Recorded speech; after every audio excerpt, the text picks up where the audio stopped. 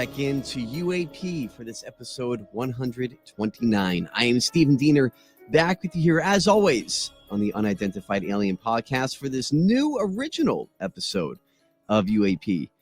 I had a lot of fun writing this one, so hopefully you enjoy listening as much as I had fun making it. But I am very happy to be back with you with an opportunity to do one of these, because I am going to cover something that has been on my mind for a while now, actually, and that is the rumors and reports surrounding an apocalypse, the end times in the year 2027. Now, maybe not so much the end times or an apocalypse, but some type of major event. All these different rumors and reports talking about it.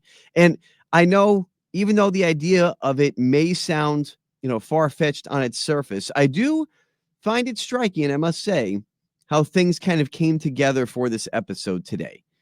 And it's almost like now was the perfect time to do this and to have this discussion, because what I've noticed is so many different aspects over the years have seemingly converged into this one moment in time, almost like we're seeing a culmination when it comes to this discussion. Or at least that's my observations, which is why I want to do this episode. So with that said, I'm going to attempt to do something today that will either alienate you or intrigue you. And hopefully it's the latter. I never want to alienate anybody by any means. I just want to have these discussions, leave it up to you. But we're going to try to connect all of the different angles that have presented themselves over time to us. The angles from the church side of things, from the state, to aliens, as to try to make sense and let you decide where you stand by the end of it. Now, I will admit this is a tall task. What I'm going to try to do here today, it's kind of like theoretical construction, what we're going to do here today, but I feel like it's the right time for it. So hopefully I'm up to the task, and it's something that you enjoy pondering as we go along. But before we get into all of that, we got to get into our factoid first. Come on now, let's do it. Ladies and gentlemen, the factoid. Now, I actually called an audible here on doing this one. This was not my original factoid, but there's been so much talk about this one subject over the past 24 to 48 hours that I would feel like I'm just ignoring this thing with everybody talking about it if I didn't bring it up in the factoid. And that is this new video that has surfaced and the studies surrounding it from this sphere, an orb, if you will, this metal orb that was videoed in Colombia. And make of it what you will. If you've seen the video, if not, you can search it on social media. Just type in Colombian sphere. It should show up, or Colombian orb. And it's a pretty clear video, but of course, everybody tries to figure out if the video or the pictures taken are hoaxes.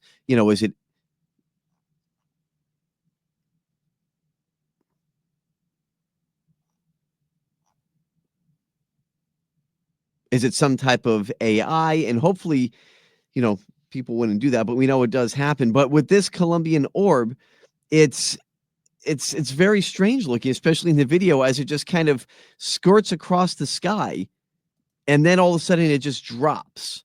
And that's where the intrigue picks up here, because as the video was being taken, and this thing was, no means of propulsion, just this metal orb flying through the sky, blue sky behind it, and then it just falls down to the ground as if like an EMP pulse hit it or something along those lines. But according to the reports, as this thing fell, witnesses picked it up, and it's been taken into scientific custody, if you will, to have studies done on it. They've done all different types of x-rays and scans, and they brought in actually an expert, an x-ray expert, if you will, to do these scans. And what they found is that it's made up of all these inexplicably dense metals, and it has these different spheres, 16 different little spheres inside the sphere itself that make a circle in the center of the orb itself. They didn't find any welding or, joints that would bring this thing together. It's just one solid piece of metal. And they can't explain it. It has all these weird markings on it as well. So it's not just like a metal ball. It has these strange engravings on it as well. And they can't make heads or tails of this thing. Why was it flying through the air? What is it? how is it able to do that without any means of propulsion? And why is it just this one, kind of chunk of metal that makes this perfect sphere? Now, according to the X-ray specialist who was looking into this, they say their preliminary analysis and all the observations of the analysts concur in pointing out that its composition is complex. They say it's of artificial origin and it shows no evidence of welding. Its internal structure is composed of high density elements. They also agreed that further analysis and testing are needed to establish its origin, which they say could be from the stars. How do you like that? Now, again, this is still up for debate on what's going on with this thing and if it is actually something from another world, if it's of alien origin, maybe it's just a piece of, high-tech material. We don't know. It's very hard to say right now, but what is for sure is that it is definitely intriguing when you see this. Again, it's more of a visual medium, so if I could, I would show you, but I can't because you're listening. But if you see this thing, it's just this metal ball, probably I would say the size of a beach ball. And again, with these strange engravings, and this video shows it floating through the air. Now, if the video itself is fake, it's a very elaborate ruse because these scientists and these radiologists have this sphere in the lab, and it shows the sphere in the lab as they're working on it and x-raying it. So something very strange has fallen out of the sky in Colombia, and they're not sure what it is. So I just wanted to make sure that I got some news out about that story. I'm going to be keeping my eye on it. Really, really odd, and we'll see what comes from it in the future. But now on to the main portion here, as we explore how religious prophecies might be connecting to those from more conventional means. And we're going to start with the conventional here as we kind of ease our way into this discussion. Because again, I don't have to tell you that over the years, there has been this convergence around the year of 2027. Many of the big names within the UFO world have specifically spoken about this year as a time when something big is supposed to happen. Okay, well, what is that? What is that thing?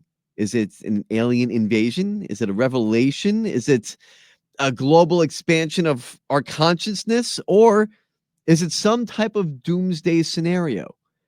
The fact is that the topic and these questions have been posed over the past few years with no true clarity on the answers. A lot of speculation, a lot of bits and pieces of the story from sources. I can't say this, I can't say that, but I can say this and tell you that part. So still very murky when it comes to this discussion around what might be to come in 2027.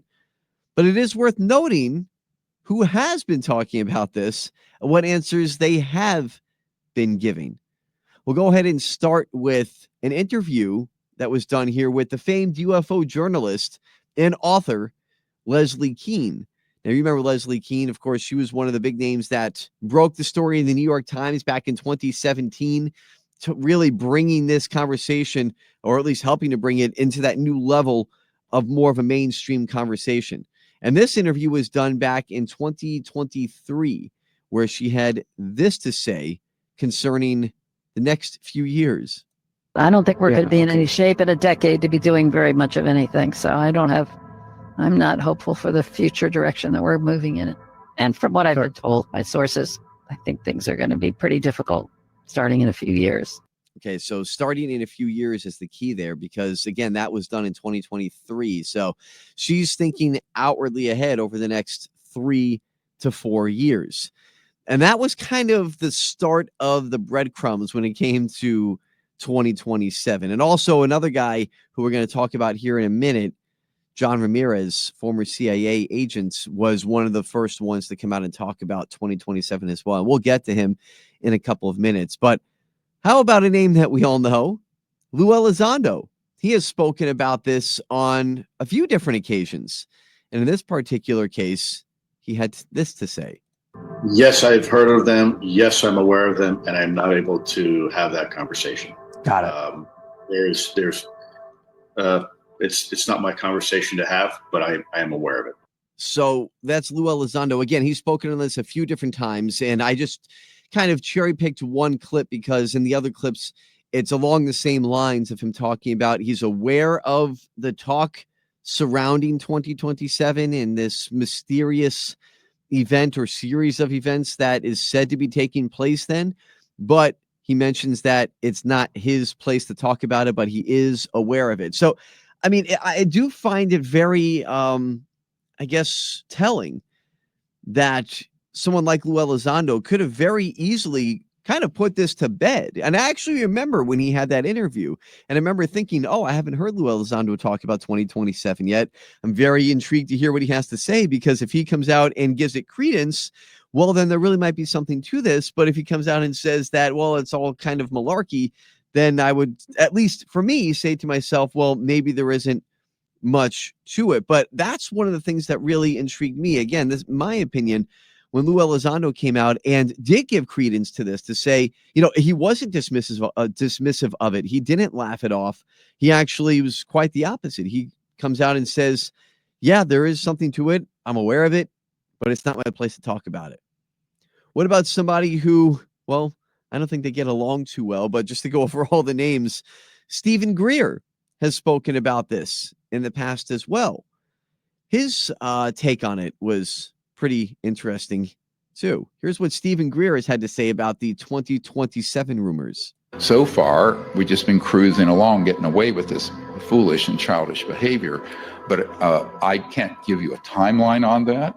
But I think that I honestly, from what I've heard from very senior intelligence sources inside the so-called illegal operations, is that it's thought that it would not be able to go on beyond 2026. Now, it's interesting to hear Greer's take on it, because, you know, he always comes from the perspective of the illegal operations, of the black sites and things like that. And when he talks about his sources there and the people that he talks to within these, you know, special access programs, or unacknowledged special access programs, really, he's really coming more from that angle. So he's just saying, on his standpoint, he doesn't know too much about it other than what he's being told reportedly from his sources within these, you know, special or unacknowledged special access programs, which I find that part to be interesting, because again, it's coming from a different place where we're not sure where Leslie Keene or Lou Elizondo are getting their information from. It could be from a different source. And that's what I find interesting, is that if they're all coming from different arms of kind of the same nucleus, you have this information coming from these different places to different people, but all coming back to that same point of 2027. So is there something to this? Jason Sands has also spoken about this, and he spoke about this with me actually when he was on UAP not too long ago, and it kind of went something like this. They mentioned an agreement of some kind, in that there is a 50 to 70 year periodicity when that sort of a meeting takes place again. So we're in that time zone right now. And I'll just add some unique perspective to this when it comes to the Jason Sands end. If you didn't hear those episodes, I touched on this with Jason, and those came out maybe about 2 or 3 weeks ago. So you could always go back and listen, parts 1 and 2 with myself and Jason Sands, really diving deep. We spoke for over 2 hours, so I broke it up into 2 different parts. But one of the things that we first touched on when we started talking during that interview was how we had our conversations behind the scenes first over the past year. And one of the first things that Jason Sands said to me on the phone, the first time we ever spoke was one night about a year ago, May of 2024. And he told me then, during a 3 or 4 hour conversation, I forget how long it was, about 3 or 4 hours. One of the first things he said to me was, yeah, 2027, that's a thing. And it obviously intrigued me very much in that moment when we were talking on the phone. And I said, oh, it's funny you say that, because I've heard different things when it comes to 2027. Like, is that a thing? I've heard John Ramirez talk about it and Leslie Keene talk about it.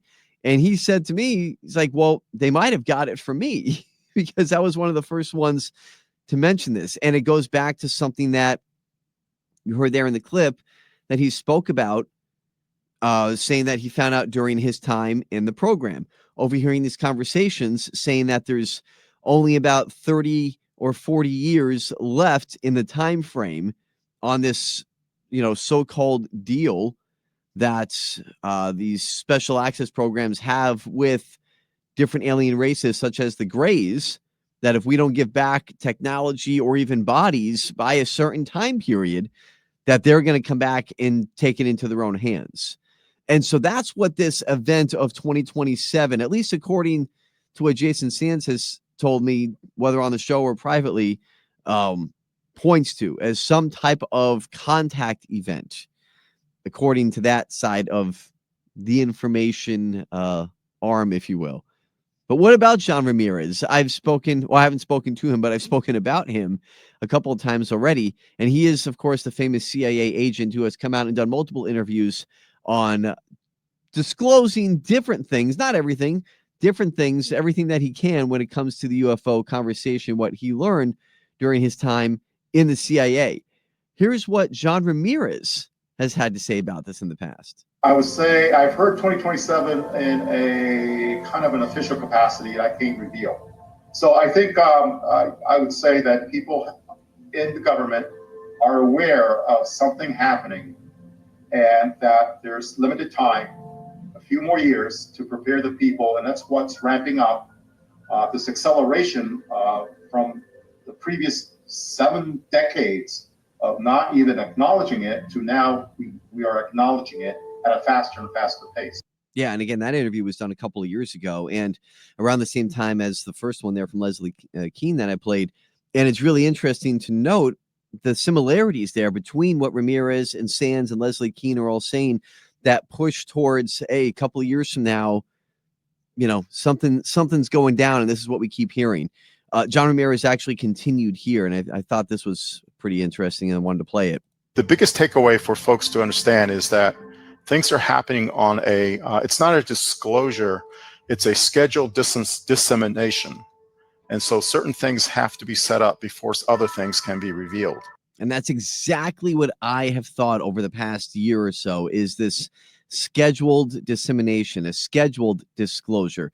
And I may be wrong. Maybe John Ramirez is wrong, but he knows more people, has more sources than I do, certainly, since he was in the CIA.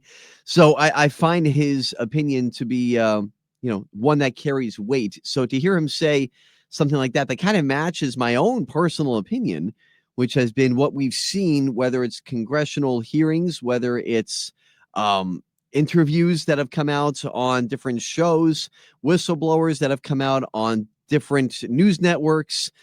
It seems like it's all part of the bigger picture of this scheduled dissemination, a controlled disclosure is maybe the best way to put it, to lead us into a time where people become more comfortable with this discussion, with all these ideas, and then maybe that truth, the ultimate truth, disclosure with a capital D, as we like to say, can maybe finally be let out.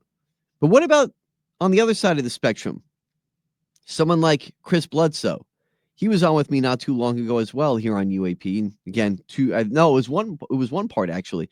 One long part with myself and Chris Bledsoe. If you haven't heard that, you can always go back and listen. But this was not with me, but this was something that he did mention with me. That's his, I think we've all heard it once or twice, but something very much worth pointing out once again when Chris Bledsoe, when it comes to 2027 and maybe even beforehand. 2026, 2027, that year. Something's going to happen. Well, let me tell you, in 2013, I was given that date by the lady about a future time that a new knowledge would come and the world would shift into a time of peace afterward, but not without trouble. Okay, so again, point 2.2, not without trouble. Something's going to come, 2026, 2027. Now, Chris Bledsoe is referring to what he spoke about with me on here on UAP, but has also spoke about in other shows where, what he calls the lady, this apparition, this vision that he gets of the lady that as he refers to her as, telling him these, interstellar secrets, these prophecies. And in this case, about the star Regulus aligning over the Sphinx in Egypt in 2026, which would align with the release of this new knowledge, an expansion of consciousness.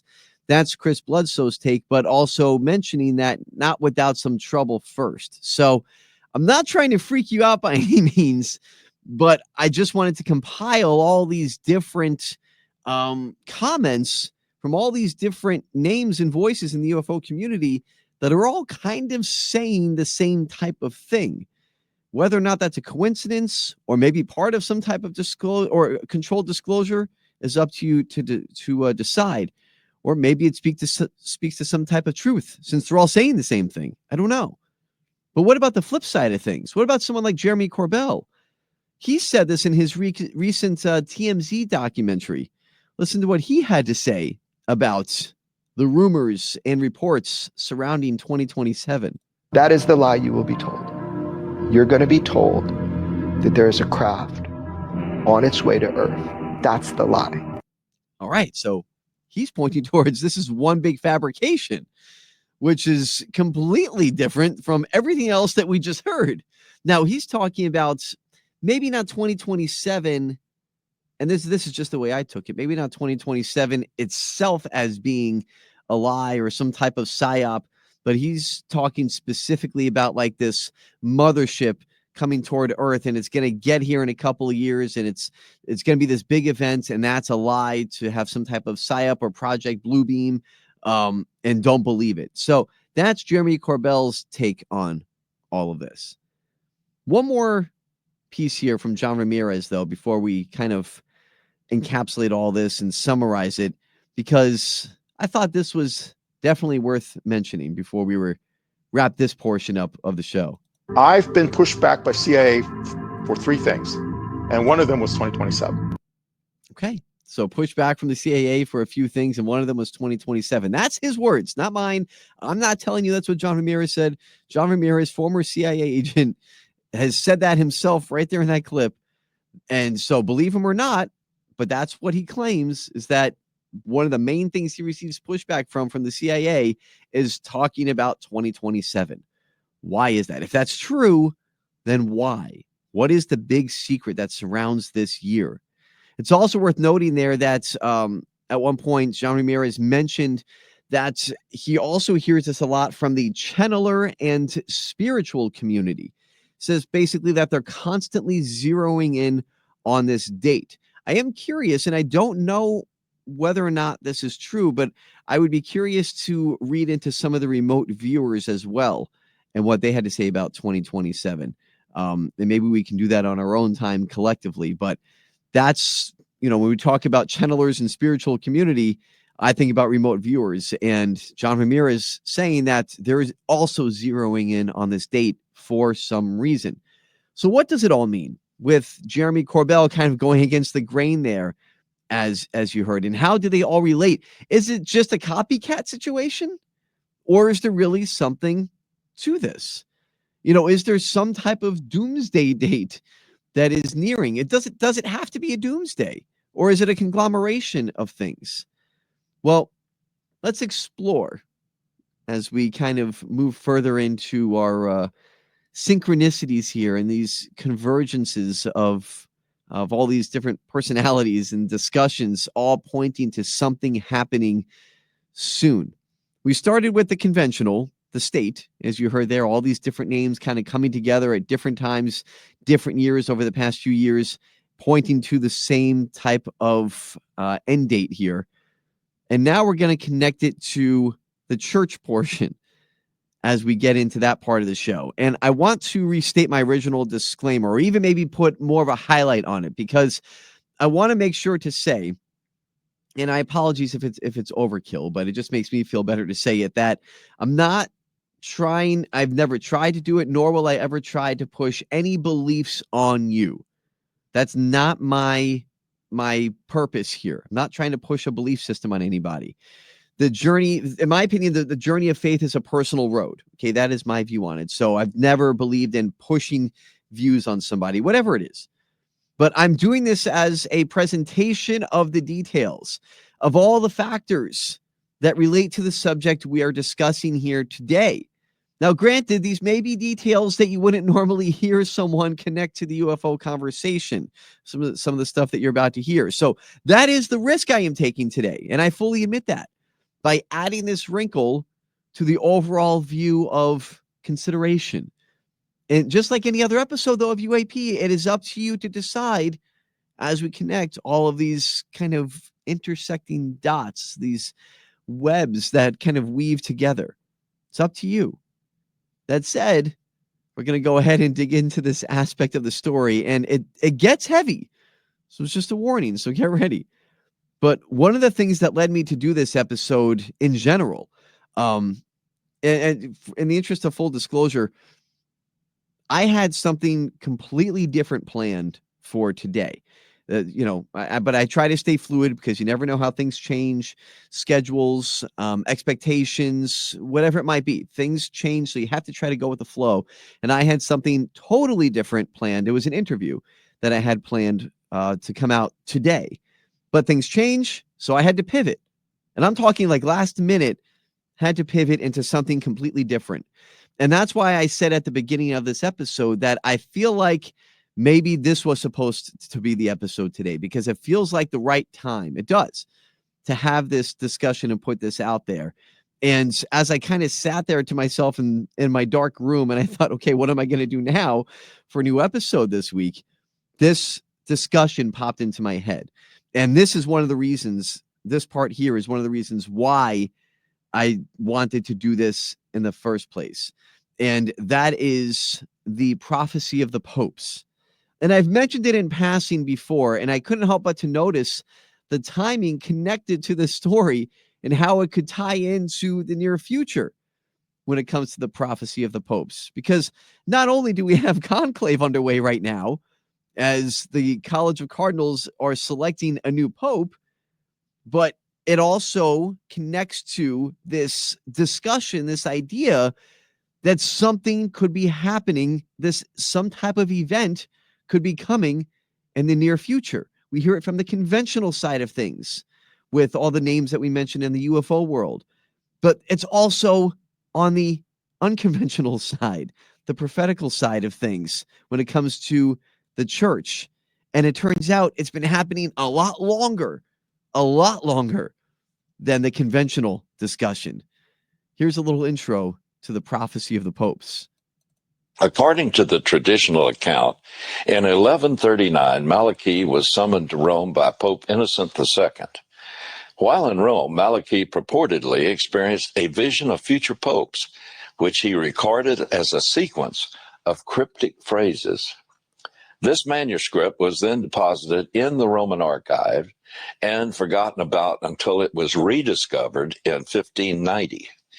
The list is said to name every pope from Malachi's time to the very last pope, which he called Peter the Roman. All right, so we're going to unpack that. And just for the record, I've always said Saint Malachi. I know they said Saint Malachi there, but it's kind of tomato for me. If I'm saying it wrong, I apologize. But I've always said Saint Malachi, so that's what you're going to hear me say.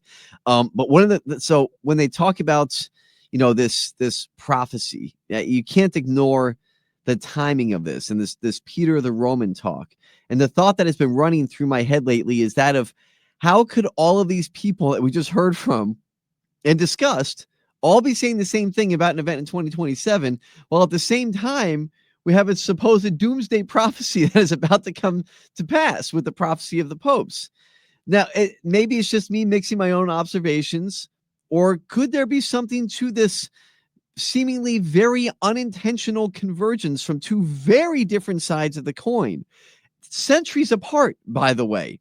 As you heard, the prophecy of the popes took place about 900 years ago from St. Malachi, as he listed every single pope in succession until he reached the last one.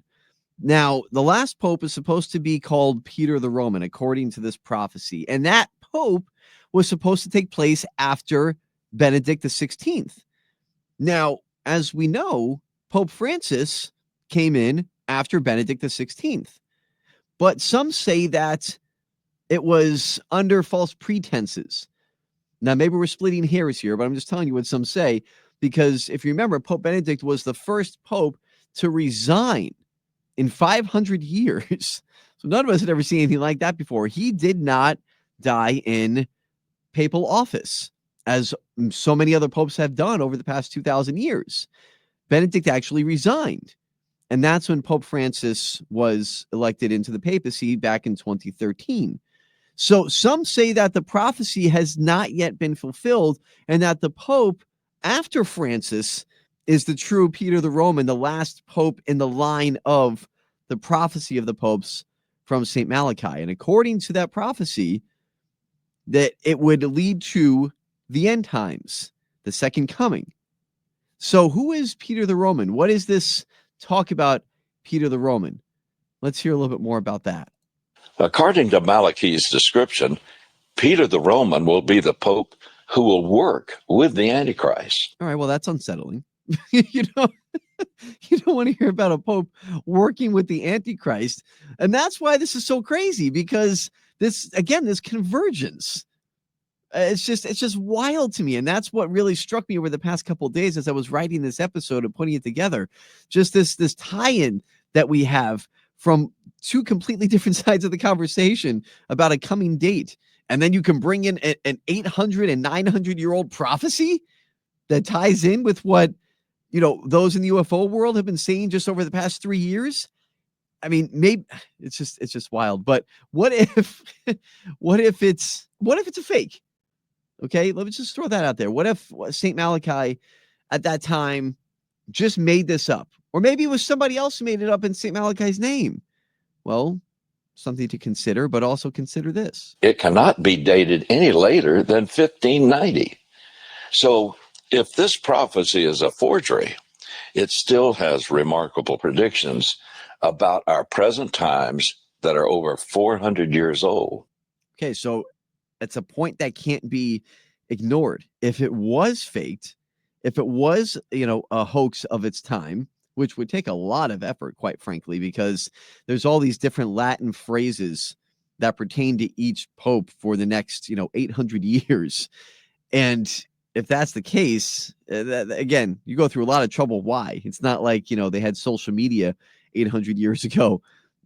Maybe different motives to fake something like that, maybe to gain favor with the current pope, to say that, I'm this, amazing prophet, take me in and give me money. I don't know. There's always motives. Doesn't matter what time frame it is. Humans always have some type of motive, whatever year or century it was. But if it was faked, again, what's the purpose? And it would still go back almost, 400 plus years. So it's not like this was something that was faked in the 1990s, I guess is what I'm trying to get at. But moreover, listen to some of the examples from the prophecy. And there's many, but I kind of just picked 2 or 3 here about some of the recent popes and how they were described in these different one-line prophecies. Take a listen. For example, Pope number 263 was Pope John the 23rd, whom Malachi described as a shepherd and sailor. His real name was Angelo Roncalli, and he was the son of sharecroppers and shepherds. Before being elected Pope, Cardinal Roncalli was named Patriarch of Venice, the famed canal city and seaport. Okay, so we can say one of two things. We can say that checks out. There's some things there that actually point to, that line of the prophecy about shepherd and mariner being, that actually makes sense given his history and his family history. Or we can say that we're stretching here, like you're looking for too many details. But it's still hard to ignore the little synchronicities there. So make it that way you will on the first one. What about the second one? This one pertains to Pope John Paul II. We all remember him, I think. Here's what it had to say about him in the prophecy of the popes. Pope John Paul II was Pope number 266. He was identified by Malachi as being from the labor of the sun. Carol Wojtyla was born on the day of a solar eclipse. Okay, so solar eclipse, the sun. Not only was he born on a solar eclipse, but he also, and this is me going off memory, so if I'm wrong, I apologize, but I'm almost positive if I'm right, he also passed away during an eclipse. And I just can't remember if it was lunar or solar, but I'm almost positive he passed away during an eclipse as well. And I don't think that can be ignored. What about the Pope who came directly after him, someone I just mentioned earlier, Pope Benedict, who resigned right before Francis took over. What did this prophecy say about him? Did they get it right? Malachi linked this pope to the glory of the olive. One of the nicknames of the Benedictine order is that of the Olivetans. So when Cardinal Joseph Ratzinger chose as his papal name Pope Benedict, it was startling. This order links itself to a love of the olive. The next pope will be Pope number 268. According to St. Malachi, this pope will be Peter the Roman, the last pope. Now, this, of course, was that recording was made before Francis took over, which begs the question, now that Pope Francis has passed away and we're getting ready to elect Pope number 269, is that going to be the true Peter the Roman? Was Francis the last pope? And is this pope going to be the one that is referred to there as working with the Antichrist? I sure hope not. I hope this whole thing is wrong, to be quite frank with you, because it's a little unsettling. But when you listen to those little synchronicities when it comes to the prophecy itself, you can't help but to ignore the similarities there. You talk about the Benedictine order, the olives. I mean, again, you can say it's a stretch, or you can say that, wow, yeah, I didn't know that. Maybe there is something there. But what about, again, this Peter the Roman? Let's just say, for argument's sake, that Francis kind of was not this Peter the Roman that was spoken about in the prophecy, because Benedict resigned and Francis took over from there. So let's say that it skipped a pope, just for argument's sake, as some people say. Now, oddly enough, if this pope is supposed to be Peter the Roman, the final pope in the line of succession, according to St. Malachi's prophecy, there are currently 3 cardinals as the conclave begins. As I speak, there are 3 cardinals named Peter who are up for the papacy. Now, they're not just, obscure cardinals. These are ones that are actually, if you look at odds, because yes, there are odds to this, that are some of the top contenders, starting with Peter Turkson from Ghana, or Peter Erdo from Hungary. There's also Pietro Parolin from Italy. Now, you hear Pietro, that's not Peter, is it? Well, yes, it is, because Pietro translates to Peter in English, the Italian to English translation. So you have 3 different Peters. And again, there's the number 3. Actually, that just hit me, because you talk about synchronicities. You're going to hear the number 3 a few more times here. And I literally just thought of that as I'm speaking. Now, Pietro Parolin is the odds-on favorite to win the papacy. So are we going to get Peter the Roman? Because Pietro himself is Italian. So you would literally be getting an Italian named Peter the Roman, who would become Pope. Now, disclaimer here again, you could be hearing this after the Pope has already been elected. This, of course, you may not be hearing it right as conclave is going on. So this section right here might be a moot point. It could be someone who is not named Peter. Maybe they take the name of Peter in their papacy. Maybe there's some connection to the name of Peter that we're not aware of yet that has to be investigated. But the fact is, you're either hearing this now during conclave, or you're hearing it after the Pope has been chosen. So either way, bear with me. But I just want to point those things out right now in the moment. And how will it play out? Well, we'll see. Only time will tell. But consider this final scenario as we go from church and state and wrap it all together. This is this final scenario comes from a reported apparition of the Virgin Mary. Now, you may be thinking, yes, of course, you're obviously referring to the famous 3 secrets of Fatima, right? The messages that were reportedly given to the shepherd children in Fatima, Portugal, 1917 from the Virgin Mary. They were told to keep locked away until a certain time. We know the first 2 for sure of those secrets spoke about world wars and the spread of communism. The third one is where the waters got a little muddy, though, still to this day, because reportedly that third secret was revealed to Pope John Paul II from one of the children, who, of course, was grown into a nun at that point. She was the only surviving member of the siblings, and she lived well into her 90s. And she reportedly told that secret to Pope John Paul II during his papacy. And they say that it has already been released, and it spoke about persecution from within the church. But others say the true secret still lies within the Vatican archives, and that is something, it's so dire and damaging, they continue to keep it under wraps. Now, all that said, believe it or not, I'm not actually referring to Fatima, to the apparitions there in 1917. I wanted to just reference that. Instead, I am speaking about a much lesser known, more recent event, actually, just within the past 40, 50 years or so, about 50. This one has a much more dire message, a warning even, about an impending doomsday in our time, unless mankind changes their ways. This is the story of Our Lady of Akita. In 1973, our Blessed Mother appeared to Sister Agnes Sasagawa of the Handmaids of the Holy Eucharist in her convent in Akita, Japan. Our Mother's appearances were preceded by several Eucharistic miracles and visits from Sister Agnes's guardian angel. Interestingly enough, Sister Agnes was deaf at the time but was later miraculously healed. Okay, so again, a lot to unpack there. First off, setting the scene, 1973, Akita, Japan. This Sister Agnes Sasagawa, very unassuming nun, living a very simple life in this convent, and she's deaf.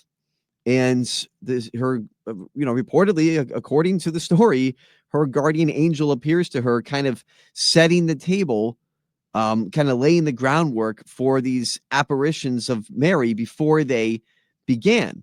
She was then healed of her deafness in what they call a Eucharistic miracle. Now, just to clarify on that, for I guess context for anyone who doesn't understand what that means in the Catholicism sense, a Eucharistic miracle would come from communion. The Eucharist, as it's referred to, which Catholics believe becomes the body of Christ during the consecration prayer during Mass. And it's said that Sister Sasagawa received a healing, that her deafness was healed from the presence of the Eucharist while she was praying. Now, that's how the story begins. So Sister Sasagawa, like I said, very simple, very unassuming in her convent there. And it was said that this, inexplicable healing took place right around the time the visions were just about to start. It's important to note before continuing that everything that is being presented here, okay, when it comes to this particular story of Our Lady of Akita and how this all comes together with the UAP discussion, all right, I want to mention another disclaimer that as I present the details of this event, these apparitions, these visions, have been thoroughly investigated over the decades by the Catholic Church. And to the best of their knowledge, these claims have been verified to be true. Okay, I'm just telling you what the Catholic Church found. And that, by the way, is a big claim to make, considering the Catholic Church rarely approves events such as these. There is still apparitions that go on in different parts of the world that have been happening reportedly for 30 to 40 years and are still happening today that the church has not verified. Okay, so just case in point, I'm talking active apparitions in different parts of the world, in Europe specifically, that reportedly take place right now as we speak. And the church has not verified those after 40 years of investigations. So the fact that they were able to verify this one, I think, speaks volumes. And I think it was just because the evidence is just staggering and overwhelming in some cases. So why are we talking about this? Because as time went on, Sister Agnes was visited three different times through, I can't make this stuff up, a 3-foot tall wooden statue of Mary. So we have 3 secrets, right? 3-foot tall statue, 3 different times. Of course, what's 3? The Holy Trinity. And this statue, this wooden statue of Mary, sat in her convent. It was just something that was there. It wasn't, brought in at a specific time. It was part of the convent. Now, during these visions, she was given 3 different messages. Just like the shepherd children, the 3 different shepherd children, boy, these synchronicities are wild, in Fatima. Except these visions were not meant to be kept secret in Sister Agnes's case. She was instructed actually to tell the world what she was being told. Now, the first 2 messages spoke about, specifically the importance of repentance through prayer to save the world from evil, the saving of souls from damnation. They spoke about warnings referring to the church being torn apart from within, as the visions went, the prophecies went. Bishops would go against bishops, and cardinals would go against cardinals. But it was the third message that has had everyone's attention over these past few decades, for anybody who has heard it. It is a message, quite frankly, of impending doom, of great suffering, if the world does not change its ways, that is. This is the message that was given. Here's what Sister Agnes was told during that message, according to her own firsthand account, by the way. These were written, these were described in detail. This is what she wrote, the message that she got from the Virgin Mary. Our mother told Sister Agnes on October 13th, 1973. As I told you, if men do not repent and better themselves, the Father will inflict a terrible punishment on all humanity. It will be a punishment greater than the deluge, such as one will never seen before. Fire will fall from the sky and will wipe out a great part of humanity, the good as well as the bad, sparing neither priests nor faithful. The survivors will find themselves so desolate that they will envy the dead. Mercy. Okay. It's rough. I told you it's rough. Make of it what you will. It's made up. It's not true. She's delusional. She was hallucinating. Whatever you want to say that portion isn't true, it's up to you. But now I will say this. There also in that message, it went on longer. There was also some hope in there. The Virgin Mary told her that to avoid these tribulations, that mankind could do so through prayer, and that then it wouldn't happen. But some other things in there, like, worse than the deluge, of course, referring to the flood, Noah's Ark. Worse than that. Fire from the sky. What is that referring to? Are we talking like, fire and brimstone, like Sodom and Gomorrah, Old Testament style? Or is that symbolism, like fire from the sky, such as other life coming down? I'm just throwing it out there. These are the possibilities that run through my mind. One thing that definitely caught my attention, though, was that vision, that apparition took place on October 13th. I was wondering if you caught that. Why is that special? Because October 13th is also the same date from Fatima in Portugal with the 3 shepherd children, where they got their final vision and their final messages from the Virgin Mary during the miracle of the sun. Now, I've spoken about the miracle of the sun before, way back when on UAP. You can find that episode, I'm sure. And in case you're not familiar with it, that was when tens of thousands of people, because this had become such a well-known story throughout the world at that point. It was even reported in America in 1917 that this was happening in Portugal. So you had people going there. You had people who traveled there throughout Europe to Fatima in Portugal to witness this final apparition on October 13th, 1917. And what ended up happening was there was this massive rainstorm, mud everywhere. People were soaked. And then the vision came, and it was this bright, brilliant light, according to the tens of thousands of witnesses. This isn't me. This is all the reports. And then what ended up happening was the sun, according to everybody who was there, actually ended up dancing through the sky, moving in and out, moving further away, coming closer. They thought they were experiencing the end of the world. There was mass panic as the sun started to come closer to them. They thought they were going to die, like the earth was about to be burnt up. And then the vision ended. And at that point, everyone noticed that they were dry, and the ground that was previously soaked with mud was dry. Their clothes were dry. Inexplicable, which is why they call it the miracle of the sun. And that happened on October 13th, 1917. And on October 13th, 1973, Sister Sasagawa had that final vision talking about, well, what we just heard there. So you can't escape the synchronicities. Make of it what you will, but man, it's something when you really look into it. Now, also something worth noting, the statue itself, the 3-foot statue of Mary, actually exhibited signs that were miraculous itself. It began sweating, it began crying, began to bleed. And these were all things that were studied and actually caught on film. I saw this myself as I was researching this story. There's actual like raw news footage, because they had these news stations from Japan capturing all this on film, and they captured the statue actually spontaneously crying and bleeding. It's really quite striking. You can see it for yourself if you just put it on YouTube, really, of Sister Agnes and Our Lady of Akita. It's right there if you want to look into it. It's striking. It's incredible when you see it. How is that happening? And it was this wooden statue where Sister Agnes was having these apparitions from.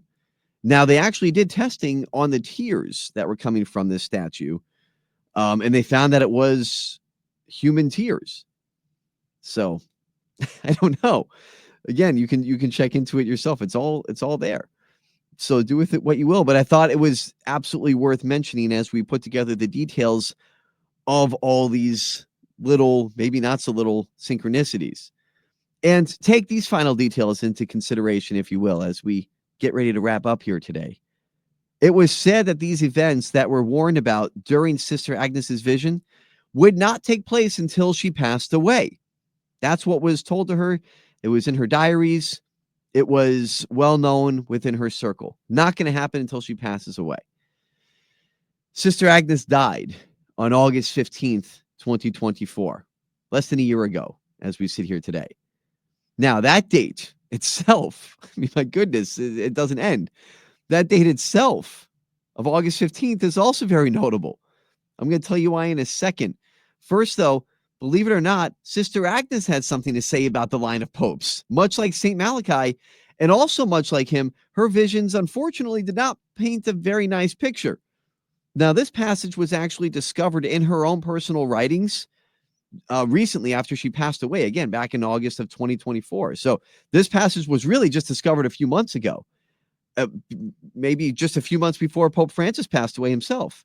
Here's what she wrote about the papacy and a prophecy in her own right. Judas and the last pope will deliver Jesus to the enemy. Therefore, the era of the Antichrist pope will come soon. A pope who will no longer be vicar, but antagonist. I mean, honestly, the commonalities are just chilling. I mean, I was actually literally getting chills while listening to that, because it's the same thing. It's the same thing that we've been hearing, but 800-900 years apart. Now, we can say, if you want to be skeptic with it, that's fine. Was she just copying what she heard with St. Malachi and she wanted to write her own thing about it? Up to you. That's fine if you want to say that. But that brings us back to that date that she passed away on August 15th. Why is that notable? Because it just so happens that day is celebrated within the Catholic Church, and it's known as the Assumption of Mary into heaven, where it's taught, according to Catholic teachings and tradition, that Mary ascended into heaven, body and spirit. And it's celebrated on August 15th every single year. So is it a coincidence or a sign that Sister Agnes passed away on that very same date? Interesting to consider. But what does doomsday or the end really mean? Is it literal? Is it a symbolic phrase that pertains to a shift away from the old ways? And now let me make it clear, okay, as we finish here today, whether we're talking about someone in the UFO community or none receiving prophecies, we should remember that according to the Bible, no one knows but God when the actual last days will be. So I'm not predicting the end of the world, okay? I don't want you to come away with this saying that Stephen Diener says that the world is ending in 2027. That is not what I'm doing. Just merely presenting all these synchronicities as they've come together over time. So what will happen in 2027? Even though these messages of, an impending event come from different sources, from very different sides of the coin, is there something to these commonalities? What are the sources of this knowledge? Is it just simple intelligence through, secret programs, such as the conventional way? Is it spiritual? Is it both? And could these calamities have something to do with an impending alien event in 2027? Now, again, just an option, but the timelines from both sources are very close when it comes down to it. And again, being spoken about centuries apart in some cases. And is it possible that all these seemingly disconnected figures are somehow unintentionally connecting through centuries by some type of knowing or knowledge? Or is all this just one giant coincidence? Waste of time. Doesn't matter. And we're looking too hard to connect everything. Or perhaps on the opposite side, maybe we are just taking the time to see what has been laid out in front of us and see the answers or clues that have been presented so we can take the baton and run with it. Either way, as always, when taking all of these prophecies and synchronicities into consideration, it is up to you to decide what it all means. Boy, that was fun. I hope you had fun with that. It was something that I really enjoyed putting together, and I hope you enjoyed listening to it here today on episode number 129 of UAP. And I didn't quite expect it to go that long, so I hope you hung out and got to hear the entire thing, and thank you for doing that if you did. That was really quite the interesting discussion. So if you want to continue to follow along, don't forget to download the show wherever you get your podcasts, whether that's on Spotify, Apple, Amazon, wherever you get the podcast. Download, subscribe to UAP. 5-star ratings would be very much appreciated if you haven't done so before. And so just search UAP. It's everywhere when it comes to the podcast world. It should pop right up there, the Unidentified Alien Podcast. You can also follow the show on Twitter if you're not already, as well as TikTok at UA Podcast 850. I try to post updates and different little things along the way. And you could also reach out to me directly there. If you want to send me a message through social media, you can do so through either of those channels. And also on YouTube at UA Podcast, which, by the way, I should mention this, for the first time ever, I am recording this episode on video. Yes, I've gotten with the times. Never too late, I suppose, even though it might be the end of the world. It's never too late to get with the times and record for YouTube purposes. So for the very first time, you can see a little behind the scenes production of UAP. This entire episode that you just heard in its raw form will be on YouTube if you'd like to watch and listen along instead. So I'm going to try to do that from now on as well. And of course, keeping with the original audio format through podcasting. So by all means, check out UAP on YouTube and subscribe there for all the episodes and interviews that come out, because there's going to be a lot coming out in the future. If everything holds true that I'm hoping will come to fruition soon here, May is going to be absolutely packed, so much so that I'm having a hard time keeping up with it myself. So hopefully all of it happens. And if it does, I think we'll definitely enjoy it together. But again, follow along the updates on social media, anywhere you want to check that out, at UA Podcast 850 or at UA Podcast on YouTube. Or if you want to send me a direct message through email, it's sdieneruap@gmail.com. That's SDIENERUAP@gmail.com if you'd like to send me a direct message that way. I also will be at Contact in the Desert, flying into Palm Springs, California on May 30th. And I will be at the conference on May 31st. I'll be there all day. I'll be conducting interviews. I'll be at the Hollywood Disclosure Alliance booth from 1 to 2. So if you want to try to track me down and say hello, that would be awesome. I would love to meet you, say hello, take pictures, have a discussion, whatever you'd like to do. I think that would be a lot of fun. If you're going to Contact in the Desert that day on May 31st, I will be there along with many others. And going to make some pretty cool connections there, actually, by the way. There's a lot of the works with Contact in the Desert that I think you're going to be excited to hear, with some pretty cool connections that I'm making for the future as well to have on UAP. So really fun stuff, really exciting. And I just had so much fun putting all these different little things together for this episode. And I hope you enjoyed listening along and thinking along about how it could all connect. UFOs, aliens, the church. Who knew that it could all possibly connect? But that's what we tried to do anyway. So on that note, I will say again, thank you all so very much for everything, for sticking around here with me on UAP. It means the world. All your support, all the kind words and messages that I get. It truly means everything. And the fact that you still stick around and listen to the show, so happy that you do. So until next time, it's Stephen Diener here saying be well. Thanks so much. We'll talk again soon right here on UAP, the Unidentified Alien Podcast. Thanks.